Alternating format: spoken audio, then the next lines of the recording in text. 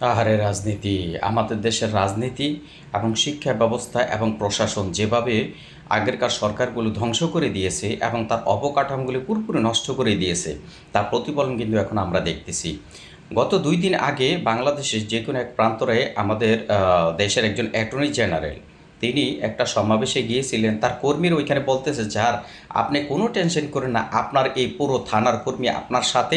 অতএব যারা আমাদের বিরোধী পক্ষ আসবে আমরা তাদেরকে রান্দা দিয়ে কোপাবো।"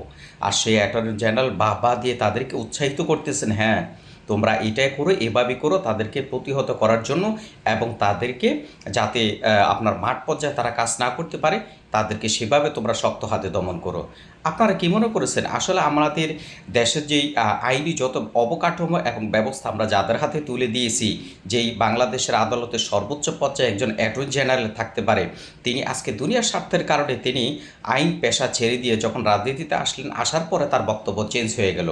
অর্থাৎ এই হচ্ছে বাংলাদেশের বর্তমান প্রেক্ষাপট এবং রাজনীতি। আসলে আমরা যাদেরকে ভালো মনে করি না কেন, আমাদের দেশ এবং আমাদের দেশের মানুষের নিরাপত্তার জন্য যেটা কল্যাণকর তারা সেটা করবে, কিন্তু বাস্তবে আসলে তারা সবাই তাদের নিজের স্বার্থ নিয়ে ব্যস্ত। এই জন্য আমরা যেখান থেকে যাকে আমরা নির্বাচিত করি না কেন, একজন দায়িত্বশীল, তার চারিত্রিক বৈশিষ্ট্য এবং তার ব্যাকগ্রাউন্ড দেখে কিন্তু আমরা তাদেরকে প্রতিষ্ঠিত করতে হবে, তাদেরকে ক্ষমতায় বসাতে হবে, তাদেরকে ওই কুর্সিতে বসাতে হবে।